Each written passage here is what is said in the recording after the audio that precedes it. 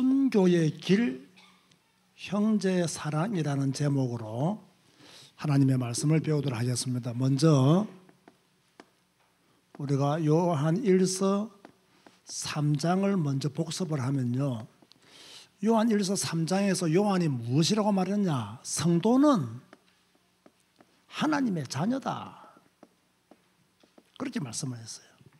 자, 여러분은 누구의 자녀다? 하나님의 자녀다. 하나님의 자녀는 소망을 가지고 있는데 어떤 소망을 가지고 있느냐? 주님이 다시 오신다는 그 재림의 소망을 가지고 있어야 된다. 이 재림의 소망이 없으면 그 사람은 하나님의 자녀가 될 수가 없다. 자, 오늘 우리 교회 모든 성도님들도 다시 오실 주님을 소망하며 신앙생활 하시길 바랍니다. 그런가 하면 성도는 불법을 행하면 안 된다. 그래서 요한은 단호하게 무엇이라고 말하느냐? 죄를 범하는 자는 마귀에게 속한 자다, 그렇게 말씀했습니다. 아주 무서운 말씀이죠. 네가 죄를 범하면 누구에게 속한 자냐? 마귀에게 속한 자다. 그래서 불법을 행하는 그런 어리석은 성도가 되지 않을 것을 요한이 말을 했어요. 그런가 하면 요한은요, 요한 1서에서 끊임없이 무엇을 말씀하고 있느냐? 형제의 사랑을 실천하라, 이 메시지를요 계속 강조하고 있어요. 이미 그리스도께서 먼저 우리를 위하여 자기 몸을 주셨다, 맞습니까? 그래서 그리스도께서 먼저 우리를 위하여 자기 몸을 주셨기 때문에 너희도 형제를 사랑해야 된다. 그러나 말로만 사랑하지 말고 행함과 진실함으로 형제를 사랑하라. 그런가 하면 너희가 형제를 사랑하면 말씀에 순종하는 자가 되기 때문에 담대함을 얻을 수 있다. 자, 여러분, 하나님만 사랑하지 마시고 하나님을 사랑한다는 증거로 형제를 사랑하시기 바랍니다. 그래야 주님 앞에 담대하게 나갈 수 있다. 우리가 꼭 들어야 될 하나님의 말씀이 지난주 요한 1서 3장을 통해서 증거되어졌어요. 자, 오늘은 우리가 요한 1서 4장을 공부하게 되는데 1절에서 6절 말씀까지를 보면요, 예수를 시인하지 않는 사람은 뭐냐? 적 그리스도다, 그렇게 말씀하셨어요.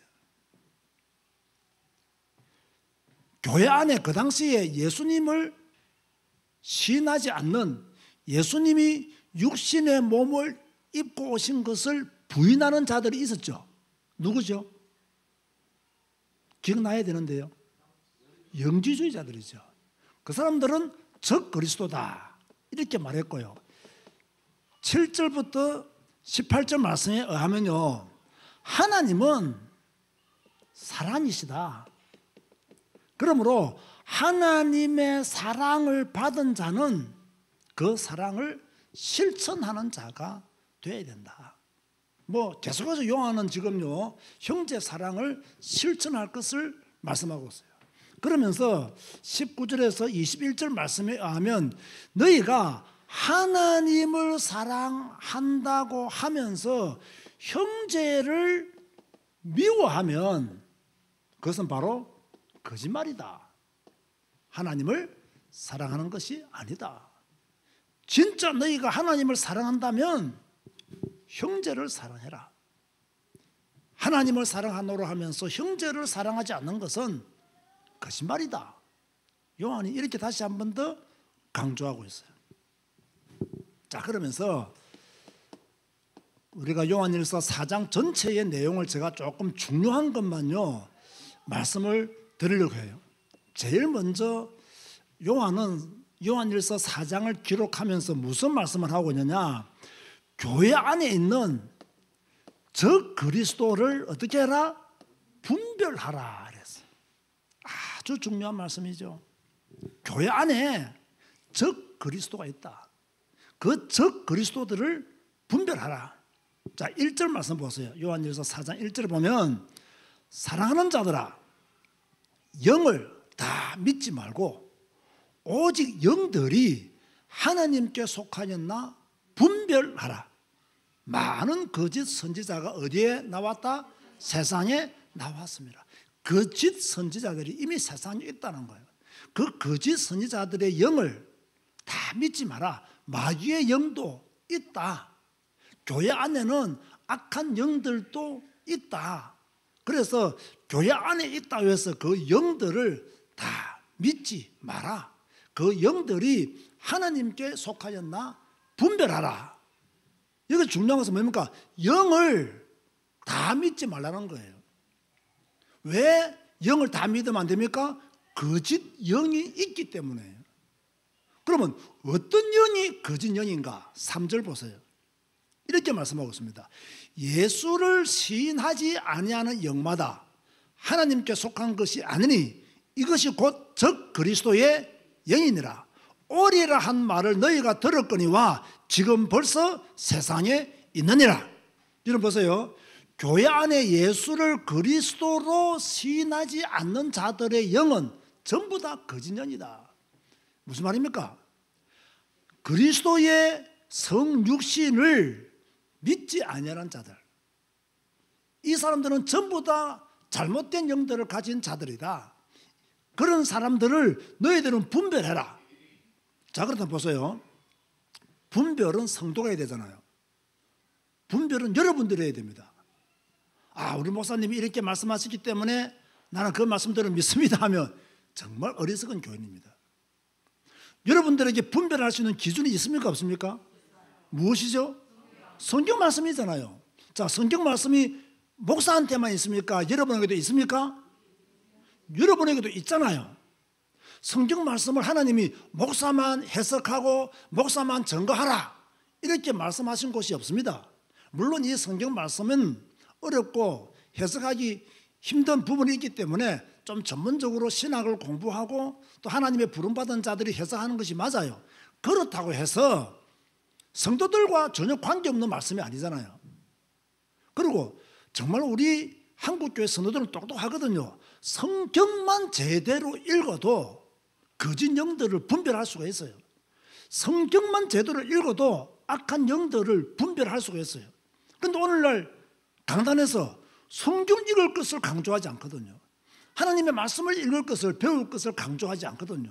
그냥 자기 설교 많이 들으라고 말하고 있거든요. 목사 설교 많이 들으라고 말하고 있거든요. 그렇다 보니까 성도들이 기준이 없어요. 기준이 없으니까 분별을 못하는 거예요. 분별 못하니까 거짓 영에 끌려다니고 혼미한 삶을 살고 있는 거예요. 이럴 때 우리는 하나님의 말씀을 가지고 거짓 영을 분별하는 실력을 기르시는 여러분 되시기를 주님의 이름으로 축원드립니다. 자, 그러면서 요한은요, 이 사람의 소속이 어딨냐를 중요하게 다루었어요. 무슨 말이냐면 세상에 속한 자가 있고 하나님께 속한 자가 있다. 그렇게 말씀했어요. 그러면 세상에 속한 자는 누구며 하나님께 속한 자는 누구냐? 우리가 다 지금 세상에 살잖아요. 그럼 다 세상에 속한 자냐? 그게 아니에요. 세상에 사는 자들 중에서 진짜 세상에 속한 자가 있고 하나님께 속한 자가 있다. 자, 6절 말씀 보세요. 어떤 사람이 세상에 속한 자며 어떤 사람이 하나님께 속한 자냐? 6절 보니까 우리는 하나님께 속하였으니 하나님을 아는 자는 우리의 말을 듣고 하나님께 속하지 아니한 자는 우리의 말을 듣지 아니하나니 진리의 영과 미혹의 영을 이로써 아느니라. 따라가세요. 성경 말씀을 듣는 자는 하나님께 속한 자다. 아멘 하시기 바랍니다. 하나님의 말씀을 듣는 자는요, 하나님께 속한 자예요. 아, 교회 다니면서 하나님의 말씀을 안 듣는 사람이 있습니까? 라고 질문한다면 있다라고 저는 말하는 거예요. 신앙생활 하면서도 하나님의 말씀을 안 듣는 자들이 많아요. 하나님의 말씀보다 사람의 설교를 더 권위 있게 받아들이는 사람들이 훨씬 더 이 땅에 많을 수가 있어요. 하나님의 말씀보다는 설교를 더 귀하게 듣는 분들이 있을 수가 있습니다. 하나님의 사람들은 어떤 자들이냐? 하나님의 말씀을 듣는 자들이에요. 자, 이 당시 주요 이단이 영지주의라고 여러분이 대답했잖아요. 영지주의자들은 예수님의 성육신을 부인했습니다.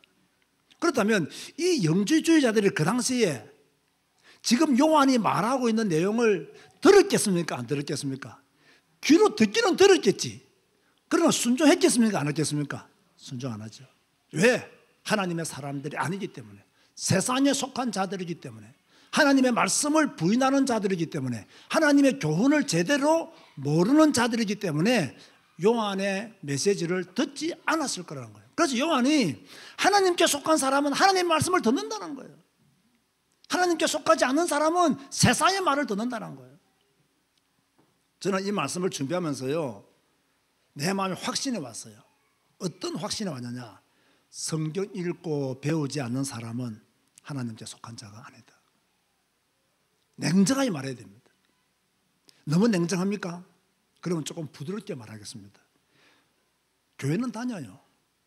그러나 성경 읽지 않고 성경 배우지 않으면 하나님께 속한 자가 아닐 수 있습니다. 좀 부드러워졌습니까? 좀 아닐 수 있습니다. 직분까지 받았어요. 그런데 성경 읽고 성경 안 배우면 하나님의 사람이 아닐 수 있어요. 많이 부드러워졌죠? 더 부드럽게 말할까요? 헌금을 1,000억 해도 성경 읽고 성경 배우지 않는 사람은 하나님의 사람이 하나님께 속한 자가 아닐 수 있습니다. 여러분 진짜 아멘 됩니까? 성도에게 그만큼 하나님의 말씀을 읽고 배우는 것이 중요하다는 거예요.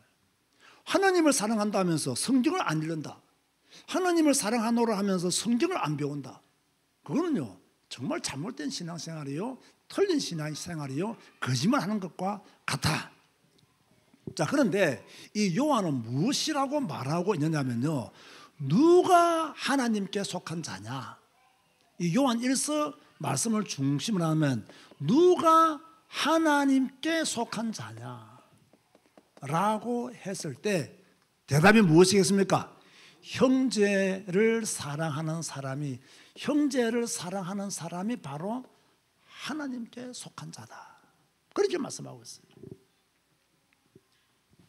자, 하나님은 사랑의 권원이시잖아요. 왜 하나님이 사랑의 권원이시겠어요? 답을 한번 오늘 본문에서 한번 찾아보세요. 왜 하나님이 사랑의 권원이시겠어요? 오늘 말씀 9절 말씀해 보면요, 하나님의 사랑이 우리에게 이렇게 나타난 바 되었으니 하나님이 자기의 독생자를 세상에 보내시면 그로 말미암아 우리를 살리려 하심이라. 왜 하나님이 사랑의 권원이시냐? 독생자를 보내셨기 때문에 하나님이 사랑의 권원이시다. 그렇게 말씀하고 있어요. 자, 그렇다면 여러분은 누구예요? 그러면 이 독생자의 사랑을 받은 자입니다. 아멘 하시기 바랍니다. 우리는요 하나님의 독생자의 사랑을 받은 자예요. 그런데 받은 자입니다, 아멘으로 끝나는 것이 아니라 요한은 뭐라고 말하고 있냐? 그 사랑을 실천하는 자가 되어라. 그렇게 말하고 있는 거예요. 11절 말씀해 보면요, 사랑하는 자들아, 하나님이 이같이 우리를 사랑하셨은즉 우리도 뭐하는 것이, 서로 사랑하는 것이 뭐하도다? 마땅하도다. 서로 사랑하는 것이 마땅하도다. 내 마음에 들지 않아도 사랑하는 것이 뭐하도다? 마땅하도다. 고향이 달라도 사랑하는 것이 마땅하도다. 수준이 나하고 달라도, 성격이 나하고 달라도 사랑하는 것이 마땅하도다. 심지어 꼴보기 싫어도 사랑하는 것이 마땅하도다. 오늘 하나님의 사랑이 충만한 여러분 되시기를 주님의 이름으로 축원드립니다. 그래서 철저하게 요한은 무엇을 말하고 있냐? 우리는 하나님의 사랑 안에 있다. 그러면 너희들이 하나님의 사랑 안에 있다면 그 증거로 형제를 사랑하는 자가 되어라. 너희가 형제를 사랑하면 심판날에 담대함을 가진다. 17절 말씀 보세요. 이렇게 기록하고 있죠. 이로써 사랑이 우리에게 온전히 이루어진 것은 우리로 심판날에 담대함을 가지게 하려 함이니 주께서 걸어하심과 같이 우리도 이 세상에서 걸어하니라. 자, 앞으로요 요한일서 3장 가보세요. 요한일서 3장 14절 15절 보세요. 이미 요한이 이렇게 말했습니다. 요한일서 3장 14절 15절에 우리는 형제를 사랑함으로 사망에서 옮겨 생명으로 들어간 줄을 알거니와 사랑하지 아니하는 자는 사망에 머물러 있느니라. 그 형제를 미워하는 자마다 살인하는 자니 살인하는 자마다 영생이 그 속에 거하지 아니하는 것을 너희가 아는 바라. 형제를 미워하는 자마다 뭐하는 자니? 살인하는 자니. 이 말씀에 의하면요, 형제를 사랑하지 아니하면 그 사람은 살인한 자다. 살인한 자는 영생이 그 속에 있지 아니하다. 형제를 사랑하지 않는 것은 죄다. 그렇게 말씀하고 있어요. 여러분, 하나님 앞에 범죄한 사람이 심판날에 담대할 수 있겠습니까? 담대할 수 없습니다. 그러면 누가 심판날에 담대할 수 있습니까? 형제를 사랑한 사람이 심판날에 담대히 설 수 있어요. 그렇다면 우리가 심판날에 담대히 하나님 앞에 서기 위해서는 뭐 해야 된다? 형제를 사랑하는 자가 되어야 된다. 아멘 하시기 바랍니다. 4장 18절 보세요. 이렇게 말씀하고 있습니다. 사랑 안에 두려움이 없고 온전한 사랑이 두려움을 내쫓나니 두려움에는 형벌이 있습니다. 두려워하는 자는 사랑 안에서 온전히 이루지 못하느니라. 사랑 안에서, 두려워하는 자는 사랑 안에서 온전히 이룰 수 없다. 두려움을 이기는 자가 사랑을 온전히 이룰 수 있다. 그러면서 요한은 다시 한 번 더 우리에게 뭐라냐? 사랑의 실천자가 될 것을 말씀하고 있어요. 자, 오늘요, 이 단어를 잘 기억해야 됩니다. 오늘 이 단어와 제목은 밀접한 관계가 있습니다. 자, 19절 21절 읽어볼까요? 우리가 사랑하면 그가 먼저 우리를 사랑하셨습니다. 누구든지 하나님을 사랑하노라 하고 그 형제를 미워하면 이는 거짓말하는 자니 보는 바 그 형제를 사랑하지 아니하는 자는 보지 못하는 바 하나님을 사랑할 수 없느니라. 우리가 이 계명을 주께 받았나니 하나님을 사랑하는 자는 또한 그 형제를 사랑할지니라. 계속해서 지금요, 형제 사랑, 이 사랑을 실천하는 자가 되어라. 하나님의 사랑이 너희 안에 있느냐? 그렇다면 그 증거로 형제를 사랑하라. 요한은 했던 말 또 하고 했던 말 또 하고 이렇게 말했다가 저렇게 설명했다가 계속해서 지금 무엇을 말하고 있느냐? 형제를 사랑하라. 그래서 오늘요, 이 말씀을 아침에 준비하면서 아니, 요한이 왜 이렇게 형제 사랑을 강조할까? 도대체 지금 무슨 이유 때문에 요한이 이렇게 형제를 사랑할 것을 계속 말하고 있을까?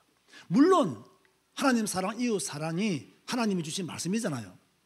하나님 사랑하고 이웃을 사랑하라. 그게 뭐 첫째, 둘째 되는 계명이잖아요. 그 말씀이기 때문에 요한이 형제를 사랑하라고 말했겠느냐? 저는 솔직히 고개가 약간 갸우뚱질스러워. 아닐 것이다. 왜 이렇게 요한이 형제를 사랑하라고 계속해서 말을 하고 있을까? 여러분, 그 이유가 궁금하지 않습니까? 저는요, 뭐 요한, 사도 요한, 뭐 사랑의 사도, 뭐 그 정도는 다 알고 있죠. 사실은 처음에는 예수님을 따를 때 요한은요, 막 성격이 불같은 사람이었거든요. 그런데 예수님을 진심으로 만나고 난 뒤에 삶이 변화되어서 사랑의 사도라고 하는 그런 별명을 얻었단 말이에요. 그 증거가 요한 1서, 2서, 3서를 통해서 계속 형제를 사랑할 것을 하나님은 사랑이시다고 강조를 했어요. 아니, 왜 이렇게 요한은 미친 듯이 형제를 사랑하라고 강조하고 있을까? 저는 그게 굉장히 궁금하더라고요. 그래서 제가요, 막 찾아봤어요. 왜 요한이 형제를 사랑할 것을 이렇게 강조했는 거 찾아봐도요, 뭐 인터넷에 찾아봐도 뭐 별다른 답이 없고요. 뭐 제가 가지고 있는 좀 책을 좀 읽어보아도 뭐 별다른 답이 없더라고요. 그런데 제가 한 군데서 답을 조금 힌트를 얻었어요. 정답은 아닐 수 있습니다. 그러나 저는 저 나름대로는 이러한 이유 때문에 이렇게 형제를 사랑하지 않으면 거짓말이다. 하나님을 사랑하는 것이 아니다. 범죄하는 것이다. 지금 요한이 이 정도로 말하는 데는 단순히 하나님 사랑, 이웃 사랑이 주님이 주신 계명이기 때문에 말하는 것이 아니라 분명히 어떤 배경이 있다. 어떤 이유가 있다. 저는 그것을 전제로 하고 말씀을 드리면요. 자, 보세요. 지금 사도 요한이 요한 1서를 쓰고 있을 당시에는 로마 황제 도미티안 황제가 기독교를 엄청나게 핍박하고 있을 때입니다. 지금 교회가 로마 황제에 의해서 막 지금 박살나고 있는 그런 가운데 지금 있었단 말이에요. 도미티안 황제가 들어서면서 막 기독교인들을 그냥 사그리게 잡아들였습니다. 잡아들이고 어떻게 했냐면 막바로 죽였느냐? 막바로 안 죽였어요. 어떻게 했냐? 고문을 엄청 했어요. 지금 도미티안 황제는 모든 기독교인들을 말살시키는 것이 자기의 어떤 목표인 것처럼 그렇게 기독교에 대해서 그리스도를 믿는 자들을 향해서 박해를 가했단 말이에요. 그러면 그리스도를 믿는다는 이유만으로 바로 죽여야 되잖아요. 왜 안 죽였겠어요? 한번 생각해 보세요. 왜 안 죽이고 고문을 계속 했을까요? 답이 안 옵니까? 왜 바로 안 죽이고 계속 고문했을까? 고문하는 데는 이유가 있잖아요. 뭔가 듣고 싶은 이야기, 네가 말해야 될 이야기가 있는데 말을 안 하니까 계속 고문하는 거예요. 무엇을 말하기를 바라겠어요? 그렇죠. 네 말고 어디서 또 예수 믿는 사람들이 모여 있느냐? 너 예수 믿다가 잡혔잖아.